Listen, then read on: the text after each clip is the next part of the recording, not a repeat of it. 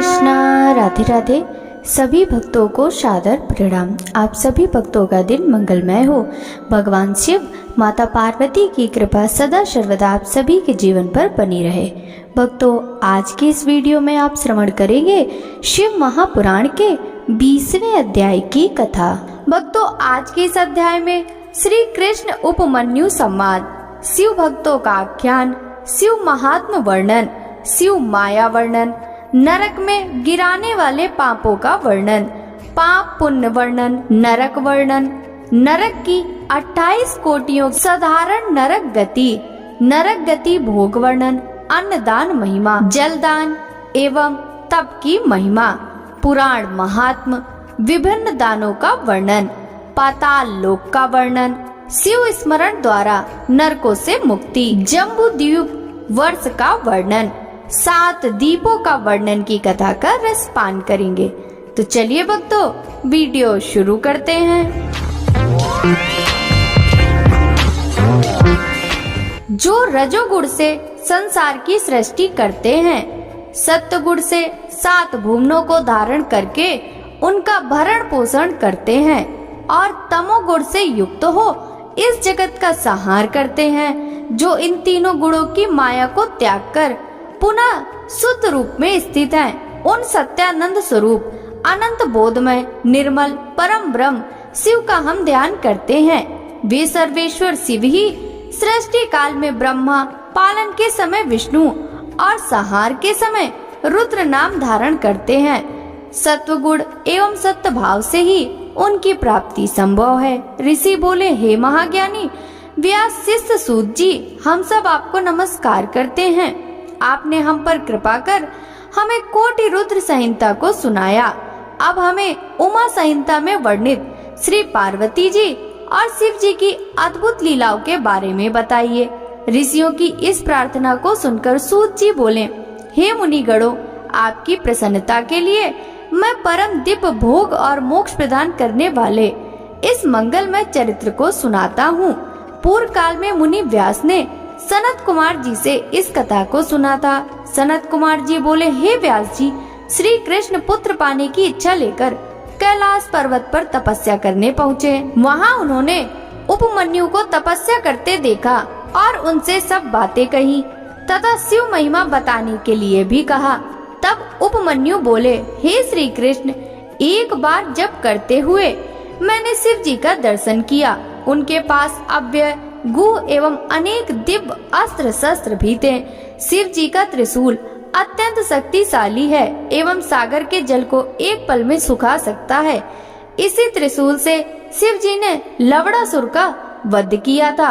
वहाँ मैंने एक फरसा देखा जो अत्यंत तीक्ष्ण धार वाला था। यही फरसा शिव जी ने परशुराम को दिया था। साथ ही वहाँ सुदर्शन चक्र भी था जो करोड़ों सूर्यों के समान प्रकाशित हो रहा था।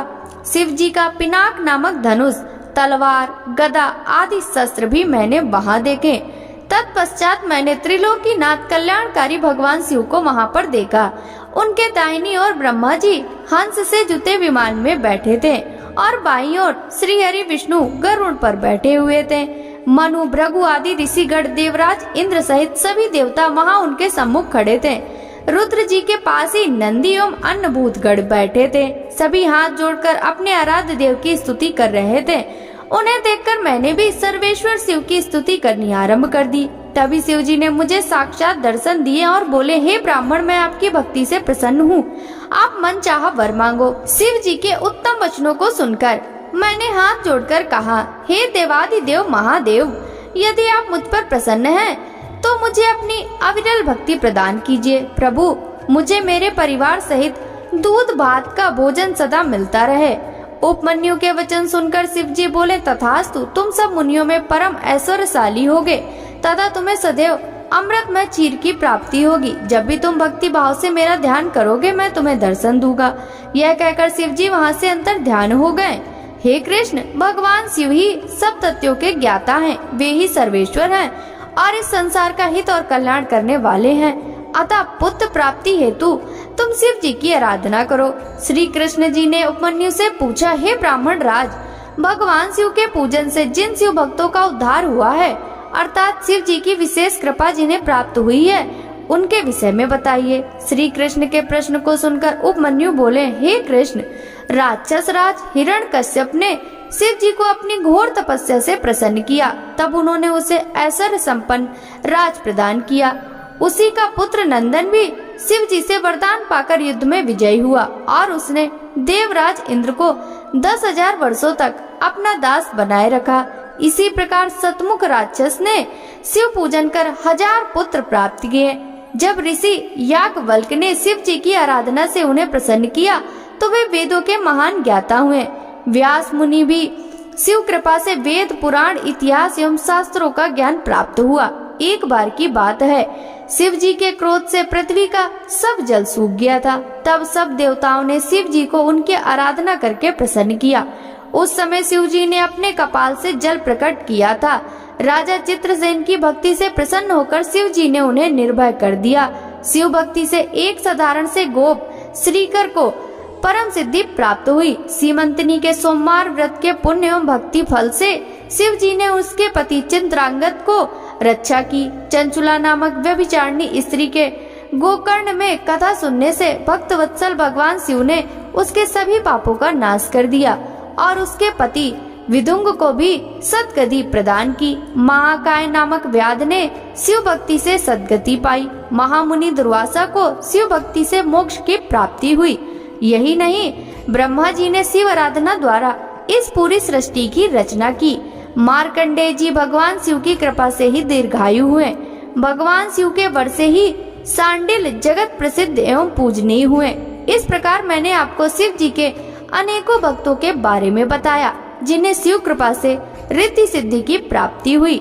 श्री कृष्ण जी ने उपमन्यु से पूछा, हे महामुने, क्या भगवान शिव मुझे भी दर्शन देंगे? उनकी बात सुनकर उपमन्यु बोले, अवश्य ही भगवान शिव आपको दर्शन देंगे। मैं आपको एक अद्भुत मंत्र बताता हूँ जिसके जाप से निश्चय ही शिव जी प्रसन्न होकर न केवल आपको दर्शन देंगे अपितु आपकी पुत्र प्राप्ति की इच्छा भी अवश्य पूरी करेंगे। तब उन्होंने श्री कृष्ण को शिव महिमा का वर्णन करते हुए पंचाक्षरी मंत्र ओम नमः शिवाय की दीक्षा दी। उपमन्यु से सारी विधि विधान जानकर श्री कृष्ण ने शिव जी को प्रसन्न करने हेतु जटाजूट धारण किया और फिर अपने पैर के अंगूठे पर खड़े रहकर कठिन तपस्या आरंभ कर दी। श्री कृष्ण को भक्ति पूर्वक शिव की उपासना करते करते 15 माह बीत गए। 16वां महीना लगते ही सर्वेश्वर शिव ने प्रसन्न होकर श्री कृष्ण को श्री पार्वती जी सहित दर्शन दिए और बोले, हे कृष्ण, आप मेरे परम भक्त हैं। आपकी इस भक्ति पूर्ण आराधना से मैं बहुत प्रसन्न हूँ। मांगो, क्या मांगना चाहते हो? शिव जी के ऐसे वचन सुनकर श्री कृष्ण बोले, हे देवाधिदेव महादेव जी, आपने मुझे दर्शन देकर आज मेरा जीवन सफल कर दिया। भगवान, मैं आपसे चाहता हूँ कि मैं सदा धर्म के मार्ग पर चलूं और संसार में यश प्राप्त करूं। मेरा निवास आपके पास हो और आप में मेरी सदा दृढ़ भक्ति बनी रहे। मैं सदा युद्ध में विजयी रहूं। मैं शत्रुओं का नाश कर योगी जनों का प्यारा बनूं और मुझे 10 पराक्रमी पुत्रों की प्राप्ति हो। श्री कृष्ण के वचनों को सुनकर शिव जी ने प्रसन्नता पूर्वक उन्हें सभी वर प्रदान कर दिए। श्री पार्वती जी ने लोक कल्याण हेतु ब्राह्मणों की सेवा करने का वर प्रदान किया। तत्पश्चात शिव पार्वती अंतर ध्यान हो गए। तब श्री कृष्ण भी प्रसन्नता पूर्वक उपमन्यु के पास पहुँचे और उन्हें अपने वरदान के बारे में बताकर वे अपनी नगरी द्वारिका को चले गए। श्री रामचंद्र जी ने भगवान शिव की आराधना कर उन्हें प्रसन्न किया और उनसे दिव्य अस्त्र प्राप्त किए। शिव जी के आशीर्वाद के फल स्वरूप उन्होंने लंका के विशाल समुद्र पर पुल बनाकर लंकेश्वर रावण को मारकर अपनी पत्नी सीता को मुक्त कराया। परशुराम ने शिव जी को प्रसन्न कर शिव जी से परशु नामक फरसा प्राप्त किया और उससे ही अपने पिता ऋषि जमदग्नि का वध करने वाले सहस्त्रार्जुन का वध किया। चाक्षुष नामक मनुपुत्र ने सांप भोगते हुए भी दंडक वन में शिव जी की तपस्या की, जिससे प्रसन्न होकर शिव जी ने उन्हें सांसारिक बंधनों से मुक्त कर गणेश जी का गढ़ बना दिया। शिव जी की कृपा से ही गालव नामक एक निर्धन ने अपनी तपस्या से शिव जी को प्रसन्न कर अपने पिता को पुनर्जीवित कर दिया। मुनियों, इस प्रकार मैंने आपसे शिव महात्मा का वर्णन किया। व्यास जी बोले, हे सनत कुमार जी, अब आप हमें त्रिलोकीनाथ भगवान शिव के लीलामय चरित्र के विषय में बताइए। यह सुनकर सनत कुमार जी बोले, हे व्यास जी, भगवान शिव परम ब्रह्म परमात्मा है, वे ही सबके ईश्वर हैं। शिव जी से ही 8 देव योनि, 1 मानव योनि एवं 5 पक्षी योनि अर्थात 14 योनियां उत्पन्न हुई हैं। ब्रह्मा, विष्णु, देवेंद्र, चंद्र, सूर्य आदि सभी देवताओं सहित दानव, नाग, किन्नर, गंधर्व आदि सभी की उत्पत्ति शिव जी की कृपा से हुई है। इस सारे जगत में शिव जी की माया फैली है। इस संसार में घटित होने वाली हर घटना शिव माया का ही रूप है। उनकी आज्ञा के बिना इस धरती पर एक पत्ता भी नहीं हिलता है। सर्वेश्वर शिव की माया के कारण ही पूरा जगत कामदेव के अधीन हो जाता है। उनकी माया से मोहित होकर ही देवराज इंद्र महामुनि गौतम की पत्नी अहिल्या पर आसक्त हुए थे, जिसके फलस्वरूप उन्हें शाप मिला था। श्री हरि विष्णु भी शिव के माया के कारण ही स्त्रियों में विहार करने लगे थे। चंद्रमा भी मोहित होकर अपने गुरुदेव की पत्नी को भगाकर ले गए थे और पाप के भागी बने थे तथा शिव भक्ति से उन्हें शाप से मुक्ति मिली थी। एक बार मित्र व वरुण देव भी शिव माया से मोहित होकर स्वर्ग की अप्सरा उर्वशी पर आसक्त हो गए थे, जिससे दोनों का शक्तिपात हो गया। मित्र ने अपनी शक्ति घड़े में डाल दी थी, जिससे मुनिवर वशिष्ठ उत्पन्न हुए, जबकि वरुण देव ने उसे जल में त्यागा, जिसके फलस्वरूप बड़वानर जैसे तपस्वी अगस्त पुत्र हुए। गौतम ऋषि का सारदूती पर मोहित होने के पीछे एक महान कार्य अस्त्र शस्त्रों के महान ज्ञाता द्रोणाचार्य का जन्म था। यही नहीं, महामुनि विश्वामित्र का स्वर्ग की अप्सरा मेनका पर मोहित होना भी शिव माया का ही एक रूप था। लंकेश्वर रावण का सीता जी को उठा लेकर जाना रावण को श्री राम द्वारा मारे जाने के निमित्त था। इस प्रकार इस ब्रह्मांड में घटने वाली प्रत्येक घटना शिव जी की इच्छा के अनुसार ही होती है। शिव की माया पूरे जगत में व्याप्त है, जिसका पूर्ण वर्णन करना मेरे लिए क्या किसी के लिए संभव नहीं है। व्यास जी बोले, हे मुनीश्वर, इस संसार में पाप कर्म करने वाले पापी मनुष्य सदा नरक के भागी होते हैं। ऐसे नरक जाने वाले प्राणियों के विषय में मुझे बताइए। व्यास जी के वचन सुनकर सनत कुमार जी बोले, हे व्यास जी, इस संसार में अनेक प्रकार के पाप कर्म होते हैं, जिसके कारण मनुष्य को नरक जाना पड़ता है। पर स्त्री की इच्छा, पराया धन पाने की इच्छा, दूसरों का बुरा सोचना, अधर्म करना, ये सब मन के पाप होते हैं। इसी प्रकार झूठ बोलना, कठोर बोलना, दूसरों की चुगली करना, ये वाणी द्वारा किए गए पाप कर्म है। अभक्ष भक्षण करना, हिंसा करना, असत्य कार्य करना एवं किसी का धन वस्तु हड़प लेना, ये सभी शारीरिक पाप कहे जाते हैं और इनका फल बहुत भयानक होता है। अपने गुरु अथवा माता पिता की निंदा करने वाले महापापी नरक में जाते हैं। यही नहीं, ब्राह्मणों को कष्ट देना, शिव ग्रंथों को नष्ट करना भी महापाप माना जाता है। जो मनुष्य भगवान शिव की स्तुति एवं पूजन नहीं करते और न ही शिवलिंग को नमस्कार करते हैं, वे भी नरक के भागी होते हैं। बिना गुरु की पूजा के शास्त्रों को सुनने की कोशिश करने वाले, गुरु सेवा से जी चुराने वाले, गुरु त्यागी एवं गुरु का अपमान करने वाले नरकगामी होते हैं। ब्रह्म हत्या करने, मद्यपान करने, गुरु के स्थान पर बैठने तथा गुरु माता को कुदृष्टि से देखने वाले नरक में जाने योग्य ही होते हैं। वेदों की जानकारी रखने वाले एवं पूजन आराधना को त्यागने वाले, दूसरों की अमानत को हड़पने वाले तथा चोरी करने वाले सभी मनुष्यों को अवश्य ही नरक में रहना पड़ता है।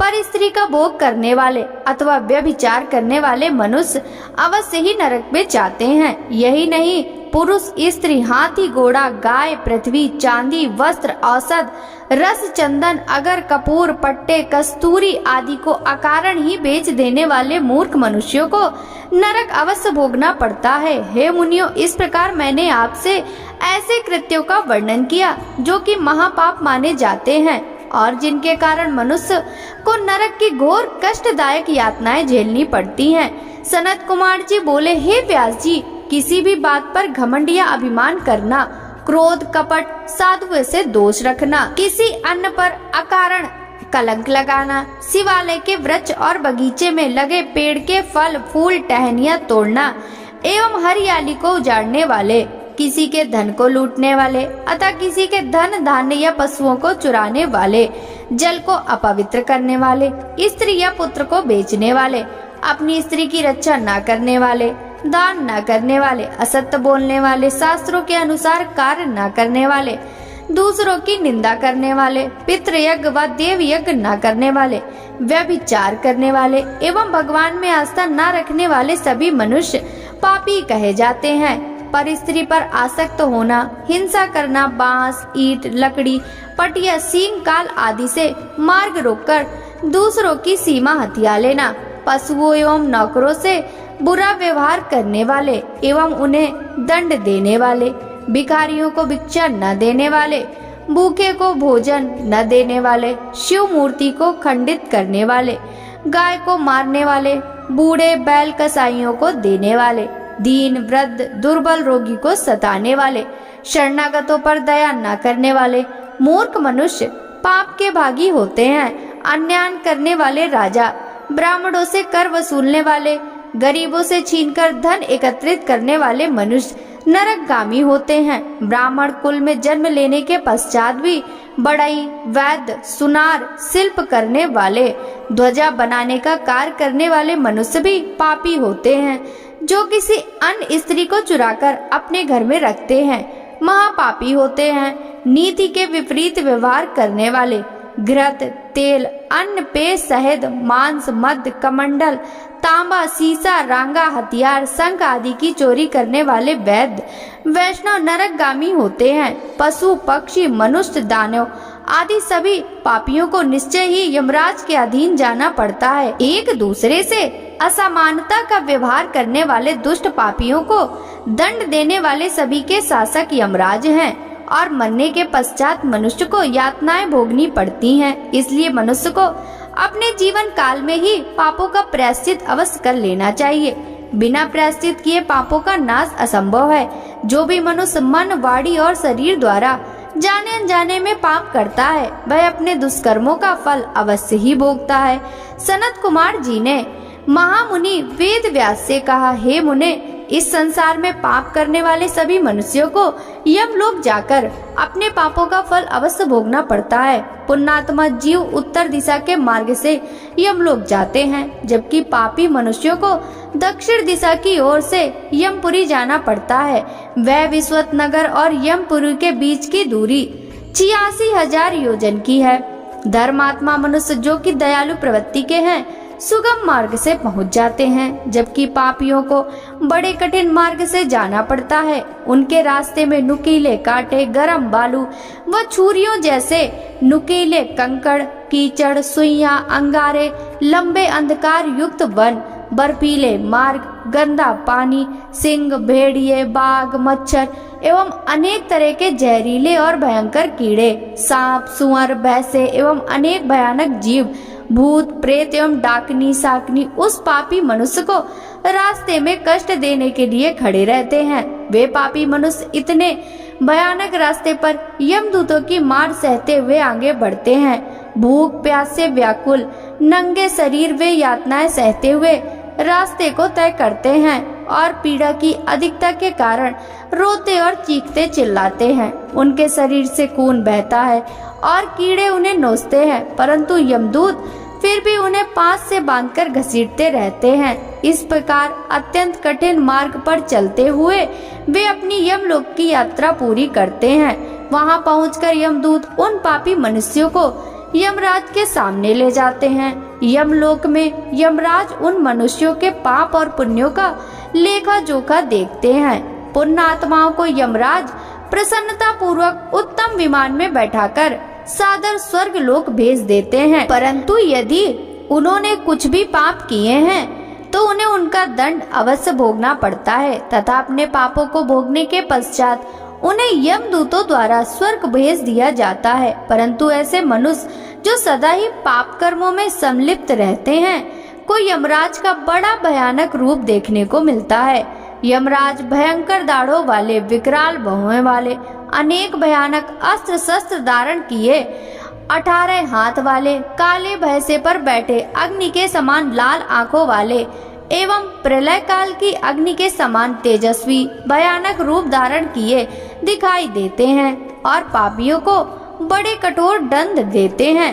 तब भगवान चित्रगुप्त धर्म युक्त वचनों से उन्हें समझाते हैं। सनत कुमार जी बोले, हे महामुनि व्यास, जब यमदूत पापी मनुष्यों को लेकर यमलोक पहुंच जाते हैं तो वहां चित्रगुप्त पापियों को फटकारते हुए कहते हैं, पापियों, तुम अपने जीवन काल में सदा पाप कर्म करते रहे हो, अब उन पापों के फल के भोगने का समय आ गया है। इसी प्रकार पापी दुष्ट राजाओं को डांटते हुए वे कहते हैं कि राज्य का सुख मिलने पर तुम अपने को सर्वस्व मानने लगे और इसी घमंड में मद मस्त होकर तुमने अपनी प्रजा के साथ बहुत बुरा व्यवहार किया और उन्हें अनेकों तरह के कष्ट तथा यातनाएं दी। उन बुरे कर्मों के पाप मैल के समान अब भी तुम्हारे शरीर से चिपके हुए हैं। तब यमदूत चंड और महाचंड उन पापी राजाओं को उठाकर गरम गरम भट्टियों में फेंक देते हैं ताकि पाप रूपी मैल जल जाए और फिर वहीं से उन पर वज्र का प्रहार करते हैं। इस प्रकार की यातना से उनके कानों से खून बहने लगता है और वे बेहोश हो जाते हैं। तब वायु का स्पर्श कराकर उन्हें पुनः होश में लाया जाता है। तत्पश्चात उन्हें नरक रूपी समुद्र में डाल दिया जाता है। पृथ्वी के नीचे नरक की 7 कोटियां हैं जो कि घोर अंधकार में स्थित हैं। इन सब की 28 कोटियां हैं। घोरा कोटि, सुघोरा कोटि, अति घोरा, महाघोरा, चोर रूपा, तला तला, मया अका, काल रात्रि, भयोत्तरा, चंडा, महाचंडा, चंड कोलाहला, प्रचंड, त्रिकोण, पंचकोश, सुदीर्घ, अखिलार्दित, समभीम, समलाभ, उग्रदीप्त, प्राया नामक ये 28 नरक कोटि हैं जो कि पापियों को यातना देने वाली हैं। इन नरक कोटियों का निर्माण पापियों को यातना देने के लिए ही किया गया है। इसके अतिरिक्त इन कोटियों के 5 नायक भी हैं। यही 100 रौरव प्राक एवं 140 महानरकों को महानर कमंडल कहा जाता है। सनत कुमार जी कहते हैं, जिस प्रकार सोने को अग्नि में तपाकर कुंदन बनाया जाता है, उसी प्रकार पापियों को जीव आत्माओं को शुद्ध करने हेतु नरक की अग्नि में डाला जाता है। सर्वप्रथम पापियों के दोनों हाथों को रस्सियों से बांधकर उन्हें पेड़ पर उल्टा लटकाया दिया जाता है। उनके पैरों में लोहा बांध दिया जाता है ताकि दर्द से तड़पते हुए प्राणी अपने द्वारा किए गए पापों को याद करे। तत्पश्चात उन्हें तेल के उबलते हुए कड़ाहे में इस प्रकार भूना जाता है जिस प्रकार हम बैगन भूनते हैं। फिर उन्हें अंधकार युक्त कुएं में धकेल दिया जाता है जहाँ पर अनेकों प्रकार के कीड़े एवं भयानक जीव उन पर चिपट जाते हैं, उन्हें नोचते और खाते हैं। इस प्रकार पापी जीवों को अनेक प्रकार की यातनाएं भोगनी पड़ती हैं। फिर कुओं से निकालकर उन्हें पुनः नरक में फेंक दिया जाता है। वहाँ पर उनकी पीठ पर बड़े बड़े हथौड़े से, जो कि तपाए हुए होते हैं, उनकी पीठ को छलनी कर दिया जाता है। कहीं उन पापी आत्माओं को आरी से चीरा जाता है। फिर उन पाप आत्माओं को मांस एवं रुधिर खाने के लिए बाध्य किया जाता है। इस प्रकार वे पाप आत्मा मनुष्य अनेकों कष्टों को भोगते हैं। उनका शरीर अनेक प्रकार की यातनाएं भोगता है। तत्पश्चात वे यमदूत पापियों को निरुद्वास नामक नरक में डाल देते हैं। यहाँ रेत के भवन होते हैं जो कि भट्टी के समान तपकर उन्हें पीड़ा पहुँचाते हैं। वहीं पर पापी प्राणियों के हाथ, पैर, सिर, माथे, छाती और शरीर के अन्य अंगों पर आग से तपते हुए हथौड़े से एक के बाद एक अनगिनत प्रहार किए जाते हैं। तत्पश्चात उसे गर्म रेत में फेंक दिया जाता है। फिर गंदे कीचड़ में फेंक दिया जाता है। कुंभी पाप नामक नरक में पाप आत्माओं को तेल के जलते हुए कड़ाहों में पकाया जाता है। फिर लाजा भच्च सूची पत्र में डाल दिया जाता है। वहाँ इन्हें धधकती हुई अग्नि में फेंक दिया जाता है। फिर यमदूत अपने वज्र के समान कठोर प्रहारों से इन पापियों को छलनी करते हैं और उनके घावों पर नमक भर देते हैं। उनके मुंहों में लोहे की कीलें डाली जाती हैं। सनत कुमार जी बोले, हे महामुनि, पाखंड में लिप्त रहने वाले, झूठ बोलने वाले या अन्य किसी भी प्रकार से दूसरों का अहित करने वाले नास्तिक मनुष्य द्विज हाक नरक में जाते हैं।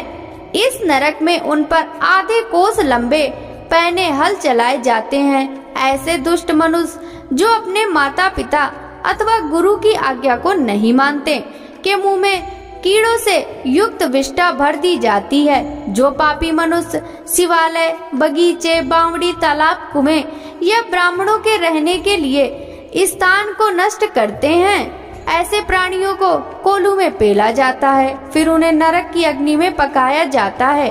भोग विलासी प्रवृत्ति के दुष्ट मानवों को यमदूत लोहे की गर्म स्त्री मूर्ति से चिपका देते हैं। महाआत्माओं की निंदा करने वाले पापियों के कानों में लोहा, तांबा व सीसा और पीतल को गलाकर भर दिया जाता है। जो पापी कामी मनुष्य बुरी नजर से नारी को देखते हैं, उनकी आंखों में सुई और गर्म राख भर दी जाती है। जो पापी महात्माओं के दिए गए धर्म संबंधी उपदेशों की अवमानना करते हैं और धर्मशास्त्रों की निंदा करते हैं, उनकी छाती, कंठ, जीभ, होंठ, नाक और सिर से 3 नोकों वाली कीलें ठोक दी जाती हैं और उन पर मुद्गरों से चोट की जाती है। दूसरों का धन चुराने वाले, पूजन सामग्री को पैर लगाने वाले दुष्ट मनुष्यों को अनेक प्रकार की यातनाएं भोगने के लिए दी जाती हैं। जो पापी धनी होते हुए भी दान नहीं करते और घर आए भिखारी को खाली लौटा देते हैं, ऐसे पुरुषों को घोर यातनाएं सहनी पड़ती हैं।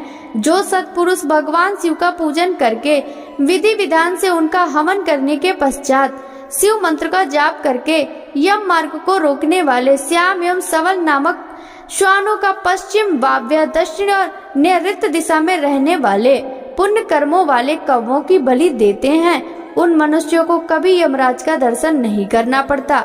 4 हाथ लंबा मंडप बनाकर उसके ईशान में धन्वंतरी, पूर्व में इंद्र, पश्चिम में सुध मोच और दक्षिण में यम एवं पितरों के लिए बलि देनी चाहिए। तत्पश्चात कुत्ते एवं पक्षियों के लिए अन्न डाले। स्वाहाकार, स्वधाकार, वष्टकार एवं हंतकार धर्ममयी गाय के 4 स्तन हैं, इसलिए गौ सेवा को आवश्यक माना जाता है और इसलिए हम गौ माता की पूजा करते हैं। ऐसा न करने वाले पापी मनुष्यों को अवश्य ही दुर्गति होती है और वे नरक को भोगते हैं तथा अनेक दुखों का सामना करते हैं। व्यास जी बोले, प्रभु, पापी मनुष्यों को अनेक दुख भोगते हुए यमलोक का रास्ता तय करना पड़ता है। क्या ऐसा कोई उपाय है जिससे यम मार्ग की यात्रा सुख पूर्वक पूरी की जा सके? व्यास जी के प्रश्न को सुनकर सनत कुमार जी बोले, हे महामुने, ऐसे जीव बिना कष्टों के सीधे यमलोक पहुंच जाते हैं जो दयालु होते हैं और सदा धर्म के मार्ग पर चलते हुए सदैव दूसरों की सहायता हेतु कार्य करते हैं। जो सत्पुरुषों ब्राह्मणों को खड़ाऊ या जूते पहनाते हैं, वे घोड़े पर यमपुरी पहुंचते हैं। इसी प्रकार छाता और बिस्तर दान करने वाले, आराम से आसन पर बैठकर पेड़ पौधे लगाने वाले वृक्षों की छाया में यमपुर पहुंचते हैं। जो मनुष्य फूलों की वाटिका लगाते हैं, उन्हें ले जाने हेतु पुष्प विमान आता है। साधु संतों के लिए मकान बनवाने वाले मनुष्यों को सुंदर भवन विश्राम करने के लिए मिलते हैं। इसी प्रकार माता पिता, ब्राह्मण और गुरुओं की सेवा करने वाले पुरुषों का आदर होता है। अन्न और जल का दान करने वाले मनुष्यों को यमपुरी के रास्ते में अन्न जल की कोई कमी नहीं होती। ब्राह्मणों के चरण दबाने वाले मनुष्य आराम पूर्वक घोड़े पर सवार होकर यमलोक जाते हैं। संसार में अन्न का दान सबसे अच्छा माना जाता है, क्योंकि अन्न खाकर ही जीव का शरीर पुष्ट होता है, उस शरीर से धर्म पुष्ट होता है और शरीर ही धर्म, अर्थ, काम तथा मोक्ष देने वाला उत्तम साधन है। इसलिए मनुष्य को अन्न का दान अवश्य ही करना चाहिए। अपने घर पर पधारे हुए अतिथियों का उचित आदर सत्कार अवश्य करना चाहिए और द्वार पर आए गरीब, भूखे एवं भिखारियों को खाली हाथ नहीं लौटाना चाहिए। अन्न दान करने वाले सज्जन पुरुष स्वर्ग में निवास करते हुए अनेकों सुखों को भोगते हैं व आनंद का अनुभव करते हैं। सनत कुमार जी कहते हैं, हे मुनि व्यास, इस संसार में सभी प्राणियों को जीवन देने वाला जल है। जो मनुष्य पीने के जल के लिए कुआं खोदते हैं, उनका आधा पाप नष्ट हो जाता है। तालाब बनवाने वाले मनुष्य कभी भी दुखों का सामना नहीं करते। देव, दानव, गंधर्व, नाग और चर अचर सभी जीव जल पर ही आश्रित रहते हैं। जिस तालाब में बरसात का जल भर जाता है, उसे बनाने वाले को अग्निहोत्र का फल मिलता है। सर्दियों में जो तालाब जल से भरा हो रहता है, उसे बनाने वाले को 1000 गौदान का पुण्य प्राप्त होता है। इसी प्रकार हेमंत और शिशिर ऋतु में भरे तालाब के निर्माण करने वाले को अश्वमेध यज्ञ का फल मिलता है। इसलिए तालाब खुदवाना पुण्यदायक और कल्याणदायक माना जाता है। इसी प्रकार मार्ग में वृक्ष और बगीचे लगवाने वाले प्राणियों के पूरे वंश का उद्धार हो जाता है। फल फूल वाले वृक्ष उत्तम होते हैं। फूलों से देवता, फलों से पितृगण एवं उनकी छाया से वहां आने जाने वाले राहगीरों को राहत मिलती है। ये वृक्ष सर्प, किन्नर, राक्षस, देव, मनुष्यों को सुख देने वाले। इस संसार में सत्य को सबसे उत्तम कहा गया है। यही सत्य, ब्रह्म, तप, यज्ञ, शास्त्र, चेतन, धैर्य, देवता, ऋषि, पितरों का पूजन, जल, विद्या, दान, ब्रह्मचर्य, परम पद सभी सत्य रूप हैं। सत्यवासी मनुष्य तपस्वी, सत्य धर्म का अनुसरण करने वाला सिद्ध पुरुष होता है। वह विमान में बैठकर स्वर्ग जाता है। सदैव सत्य बोलना ही फल देने वाला है। तपस्या द्वारा स्वर्ग, यश, मुक्ति, कामना, ज्ञान, विज्ञान, संपत्ति, सौभाग्य, रूप और इनसे अधिक पदार्थ होते हैं।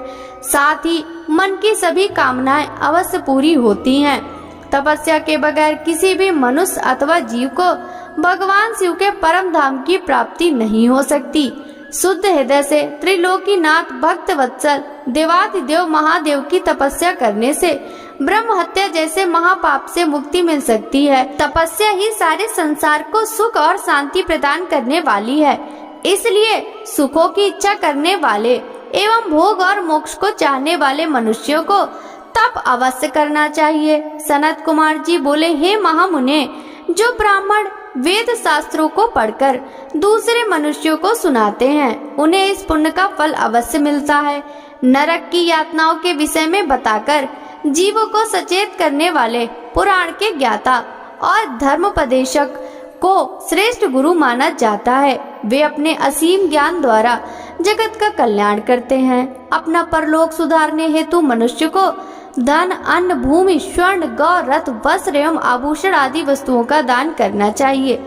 जुता हुआ खेत अर्थात लहलहाते फसल वाले खेत का दान करने से मनुष्य की 10 पीढ़ियां सुधर जाती हैं। वह मनुष्य सभी सुखों को भोगकर अंत में विमान पर सवार होकर सीधे स्वर्गलोक जाता है। अपने घर में अथवा शिवालय या मंदिरों में भगवान शिव, विष्णु और सूर्य का पुराण पाठ करवाने वाले उत्तम पुरुष को राजसूय यज्ञ व अश्वमेध यज्ञ का फल मिलता है। वे सूर्य लोक होते हुए ब्रह्म लोक में जाते हैं। देवताओं के मंदिरों में पुराणों की अमृत कथा कराने वाले सत्य पुरुषों को अश्वमेध यज्ञ का फल मिलता है। इस संसार में मुक्ति प्राप्त करने की इच्छा रखने वाले मनुष्यों को श्रद्धा पूर्वक भक्ति भावना से शिव पुराण की परम पवित्र कथा अवश्य पढ़नी तथा सुननी चाहिए। प्रतिदिन कुछ समय के लिए शिव पुराण की कथा अवश्य सुननी या पढ़नी चाहिए। इस संसार में अपने कर्मों के बंधनों से मुक्त होने के लिए शिव पुराण का ज्ञान अवश्य प्राप्त करना चाहिए। निरंतर योग शास्त्रों का अध्ययन करने वाले अथवा पुराणों का श्रवण करने से समस्त पापों का नाश होता है एवं धर्म की वृद्धि होती है। सनत कुमार जी बोले, हे व्यास जी, मनुष्य यदि दान के लिए सुपात्रों को ही चुने तभी उसका परम कल्याण होता है। गौ, पृथ्वी, विद्या और तुला का दान सर्वोत्तम माना जाता है। अपने घर के द्वार पर आय मांगने वाले अर्थात याचकों को दूध देने वाली गाय, वस्त्र, जूते, अन्न, छाता अथवा भक्ति भाव से श्रद्धा पूर्वक जो भी यथासंभव दान दिया जाए वह परम कल्याणकारी होता है। यही नहीं, स्वर्ण, तिल, हाथी, कन्या, दासी, घर, रथ, मणि, गौ, कपिला और अन्न, इन 10 दानों को महादान माना जाता है। इन 10 महादानों को जो भी मनुष्य भक्ति भावना से करता है वह इस भवसागर से अवश्य ही पार हो जाता है। वह सत्पुरुष जीवन और मरण के बंधनों से सदा के लिए मुक्त हो जाता है। त्रिलोकीनाथ देवाधिदेव महादेव जी की परम कृपा पाकर उसे भोग और मोक्ष की प्राप्ति होती है। सोने में सींग रूप में खुर मढ़ाकर वस्त्र आभूषण एवं अन्य वस्तुओं सहित गाय और बछड़े का दान जो मनुष्य सुपात्र विद्वान ब्राह्मण को करता है, उसके सभी मनोरथ की सिद्धि हो जाती है। वह जीव इस लोक में सभी सुख भोग कर शिव लोक को जाता है। उसे लोक परलोक में सभी इच्छित वस्तुओं की प्राप्ति होती है। मन में मुक्ति की इच्छा को लेकर किया गया दान अवश्य ही हितकर होता है। इस जगत में तुला के दान को भी उत्तम माना जाता है।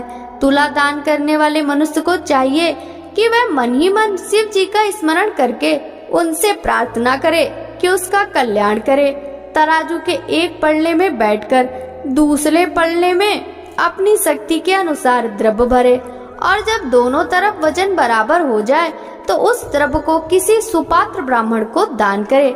ऐसा दान करते समय शुद्ध हृदय से कल्याणकारी भगवान शिव से प्रार्थना करे कि हे प्रभु, मैंने बचपन से लेकर अब तक अपने जीवन में अनजाने जाने जो भी पाप किए हों उन्हें आप अपनी कृपा दृष्टि से भस्म कर दें। हे ऋषि गणों, इस प्रकार तुला दान से जीव सभी पापों से मुक्त हो जाता है तथा सीधे स्वर्ग लोक को जाता है और वहीं निवास करता हुआ सभी उत्तम भोगों को भोगता है। सनत कुमार जी बोले, हे व्यास जी, अब मैं आपको ब्रह्मांड के विषय में बताता हूँ।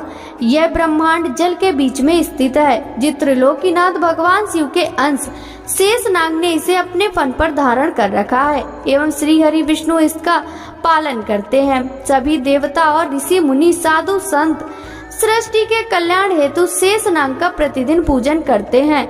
इन्हीं शेषनाग को अनंत नाम से भी जाना जाता है। आप अनेकों गुणों से संपन्न हैं और आपकी कीर्ति का गुणगान सभी देवताओं सहित सारे ग्रह और नक्षत्र भी करते हैं। नाग कन्याएं सदैव आपकी पूजा और आराधना करती हैं। इन्हीं के संकर्षण रूप रुद्रदेव हैं। शेषनाग के बल और स्वरूप को स्वयं देवता भी भली भांति नहीं जानते, तो फिर साधारण पुरुष भला कैसे जान सकते हैं। पृथ्वी के निचले भाग में अतल, वितल, सुतल, रसातल, तलातल, पाताल आदि कुल 7 लोक हैं, जो कि 10-10 हजार योजन लंबे और चौड़े तथा 20-20 हजार योजन ऊंचे हैं। इन सब की रत्न सुवर्ण की पृथ्वी एवं आंगन है। इसी स्थान पर दैत्य महान नाग रहते हैं। सूर्य द्वारा उपलब्ध कराई जाने वाली धूप तथा प्रकाश, चंद्रमा की शीतलता एवं चांदनी सिर्फ पृथ्वी को आलोकित करती है। यहीं पर सर्दी, गर्मी और वर्षा नामक अनेक ऋतुएं हैं। इस प्रकार पाताल लोक में सभी प्रकार के सुख विद्यमान हैं, जो कि जीवों की सभी आवश्यकताओं को पूरा करने में पूर्णता सक्षम है। धरा में जल के अनगिनत स्रोत हैं, जो कि अपने स्वच्छ और निर्मल जल से जीवों की प्यास बुझाते हैं। बहरे यहाँ पर सदा गुंजार करते हैं। यहाँ पर अनेक सुंदर अप्सराएं नृत्य करती हैं और गाना गाती हैं।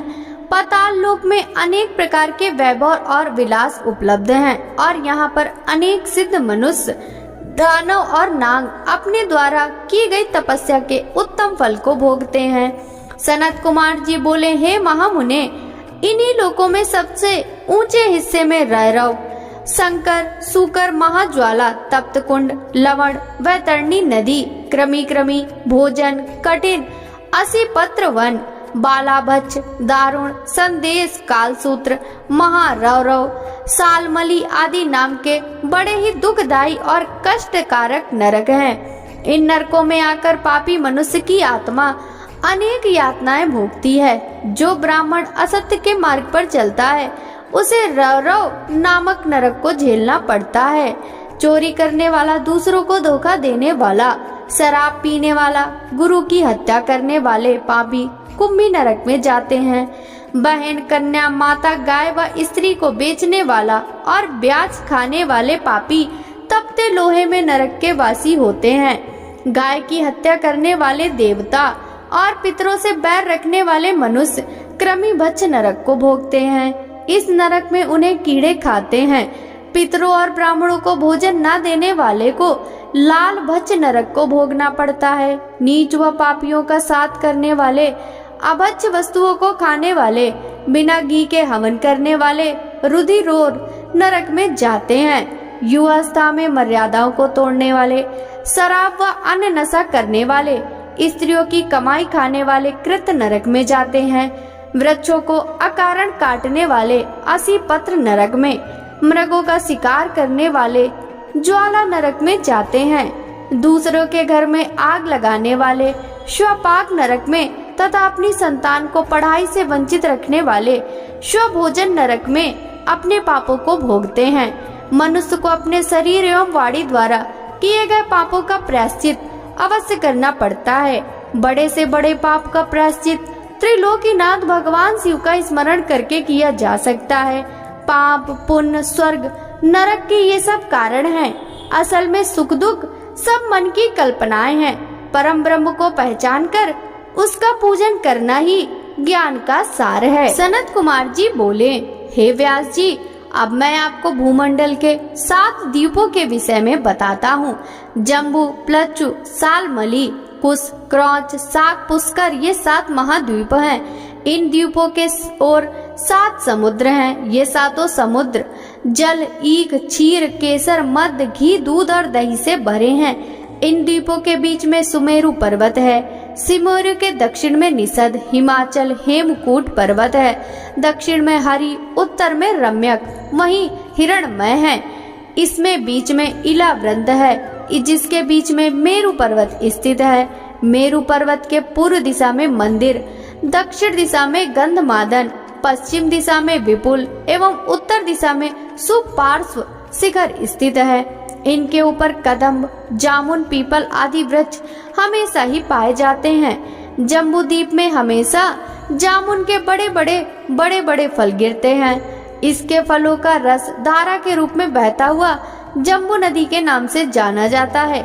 मेरु के पूर्व में भद्राश्व, पश्चिम में केतुमाल तथा इनके बीच में इलाव्रत, पूर्व में चैत्ररथ, दक्षिण में गंधमादन, पश्चिम में विभ्राज्य, उत्तर में नंदन वन है। यहीं पर अरुणोद, महाभ्रद, सीतोद और मानस नामक सरोवर हैं। मेरु पर्वत के पूर्व में कुरंग, सीतांजन, कुररहा, माल्यवान आदि पर्वत हैं। दक्षिण में शिखर, चित्रकूट, पलंग, रूचक, निषद, कपिल नामक पर्वत हैं। पश्चिम दिशा में सिनीवास, कुसुम्भ, कपिल, नारद, नाग आदि स्थित हैं। उत्तर दिशा में शंखचूर्ण, ऋषभ, हंस, काल, जरा और केसराचल आदि पर्वत स्थित हैं। सुमेरु नामक पर्वत पर ब्रह्मा की 7 कोड़पुरी विद्यमान है। 7 कोड़पुरी के पास ही अमरावती, तेजोवती, संयममयिनी, कृष्णांगना, श्रद्धावती, गंधवती, यशोवती नामक 8 पुरियां हैं। सतकोड़पुरी के बीच में पतित पावनी गंगा नदी चंद्रमंडल को भेदकर सीता, अलकनंदा, चक्षु एवं भद्र धाराओं में बट जाती है। सीता पूर्व दिशा से, अलकनंदा दक्षिण दिशा से, चक्षु पश्चिम दिशा से, भद्रा उत्तर दिशा में बहती हुई महासागर में गिरती हैं। सुनील, माल्यवान, निषद, गंधमादन आदि पर्वत सुमेरु पर्वत के चारों ओर खिली हुई कलियों के समान हैं। इसी प्रकार केतुमाल, भद्राश्च, कुश्व, मर्यादा, लोक पर्वत, लोक पदम भारत के चारों ओर पत्ती की तरह खड़े हैं। देवकूट पर्वत पर केवल धर्मात्मा पुरुष ही रह सकते हैं। वहाँ पापी मनुष्य नहीं जा सकते। यहाँ पर रोग, शोक, कष्ट नहीं सताते और वे 12,000 वर्ष की आयु पाते हैं। व्यास जी बोले, हे ब्रह्मा पुत्र सनत कुमार जी, अब आप हमें 7 द्वीपों के विषय में बताइए। यह सुनकर सनत कुमार जी बोले, हे व्यास जी, अब मैं आपको 7 द्वीपों के बारे में बताता हूँ। जम्बू द्वीप हिमालय के दक्षिण समुद्र से उत्तर की ओर फैला 9,000 योजन जम्बू द्वीप है। यह कर्म भूमि भी कहलाता है। यहीं पर मनुष्यों को अपने द्वारा किए गए अच्छे और बुरे कर्मों का फल भोगना पड़ता है। इंद्रुम्न, कसेरु, ताम्रवर्ण, गमस्तिग्मान, नाग, द्वीप, सौम, गंधर्व, वारुण व भारत खंड, इनके दक्षिण में ऋषि मुनि निवास करते हैं। जम्बू द्वीप के बीच में क्षत्रिय, ब्राह्मण, वैश्य एवं शूद्रों का निवास है। यहीं पर मलय, महेंद्र, शह, सुदामा, ऋष, विंध्याचल और परियात्र 7 विशाल पर्वत हैं। पारियात्र पर्वत पर वेद, स्मृति एवं पुराण प्रकट हुए। ये सभी सतग्रंथ पापों का नाश करने वाले हैं। ऋच्छ द्वीप, ऋच्छ पर्वत विशाल क्षेत्र ऋच्छ द्वीप के नाम से जाना जाता है। इस स्थान से समस्त पापों का नाश करने वाली गोदावरी, भीमरथी, ताप्ती व अन्य नदियां बहती हैं। कृष्णा, वेड़ी नदियां शह पर्वत से कृतमाला और ताम्रवर्णी मलयाचल पर्वत से बहती हैं। महेंद्र पर्वत से त्रिमाया, ऋषिकुल्या और कुमारी नदियां बहती हैं। इन पवित्र नदियों के मार्ग में अनेक शहर, गांव आदि पड़ते हैं। ये पवित्र नदियां वहां निवास करने वालों की प्यास को शांत करती हैं। यही नहीं, उनके पापों का नाश भी इनके जल स्पर्श से हो जाता है। प्लक्ष द्वीप, प्लक्ष द्वीप 4 समुद्र से घिरा हुआ है। इसी द्वीप पर गोमंत, चंद, नारद, दरदुर, सोनक, सुमन व भ्राज नामक पर्वत हैं। अनुतप्त, सिकी, पापहनी, त्रिदीवा, कृपा, अमृता, सुकृभा नामक 7 नदियां प्लक्ष द्वीप की शोभा बढ़ाती हैं। यहाँ के मनोहर वातावरण में देवता और गंधर्वों सहित अनेक जातियां निवास करती हैं। इसके द्वीप में निवास करने वाले प्राणियों की रक्षा के लिए देवादिदेव महादेव का ब्रह्मा और विष्णु भी पूजन किया करते हैं। सालमली द्वीप, सालमली द्वीप के बीचों बीच सेमल नाम का एक विशाल वृक्ष है। यहाँ पर श्वेत, हरित, जीमुत, रोहित, बैकल, मानस, सुप्रभु नामक वृक्ष हैं। इसी द्वीप पर शुक्ला, रक्ता, हिरण्या, चंद्रा, शुभ्रा, विमोचना, निवृत्ता नाम की सुंदर नदियां बहती हैं। ये पवित्र एवं निर्मल नदियां भक्तगणों की प्यास बुझाती हैं। अपना कार्य पूर्ण करते हुए यहाँ के निवासी ब्रह्मा, विष्णु एवं शिव जी का पूजन करते हैं। क्रौंच द्वीप, क्रौंच द्वीप घृतोद समुद्र से बाहर दही से घिरा है। विशाल क्षेत्र में फैला द्वीप है। यहाँ पर क्रौंच, वामन, अंशकारक, दिवावृत्ति, मन पुंडरीक, दुदुम्बी आदि पर्वत एवं गौरी, कुंभदती, संध्या, मनोजवा, शांति पुंडरीक नामक अनेक बड़ी नदियां स्थित हैं। शाक द्वीप, शाक द्वीप दही समुद्र के बाहर दूध के सागर से घिरा है। यहाँ पर शाक का बहुत बड़ा वृक्ष स्थित है। उदयाचल, अस्ताचल, जलंधार, विवेक, केसरी नामक पर्वत है। सुकुमारी, नलिनी, कुमारी, वेडुका, इच्छु, रेडुका और गर्भास्थ नामक नदियां स्थित हैं। यहाँ के सुंदर मनोरम स्थलों पर सभी जाति के लोग रहते हैं। पुष्कर द्वीप, क्षीर समुद्र से बाहर का जो क्षेत्र मधुर जल से घिरा है वह पुष्कर द्वीप कहलाता है। यहीं पर मानस पर्वत स्थित है। यहाँ पर निवास करने वाले सभी मनुष्य सभी प्रकार के रोगों से दूर रहते हैं। वे लंबी आयु वाले होते हैं और आनंद पूर्वक निवास करते हैं। पुष्कर द्वीप के महावीत खंड में ब्रह्मा जी का निवास माना जाता है और यहाँ रहने वाले देवता और दानव उनका पूजन करते हैं। इस प्रकार मनुष्यों के निवास करने हेतु पृथ्वी पर 7 लोक स्थित हैं, जिन्हें 7 द्वीपों के नाम से जाना जाता है। भक्तों, आगे की कथा का वृतांत हम कल के अध्याय में श्रवण करेंगे। शिव महापुराण की यह कथा यदि आपको अच्छी लगी हो तो इस वीडियो को लाइक कर ज्यादा से ज्यादा भक्तों के साथ शेयर कीजिएगा। साथ ही वीडियो के कमेंट बॉक्स में हर हर महादेव जरूर लिखिएगा। आपसे मिलते हैं शिव महापुराण के अगले अध्याय की कथा के साथ। सभी भक्तों को हरे कृष्णा, राधे राधे, हर हर महादेव।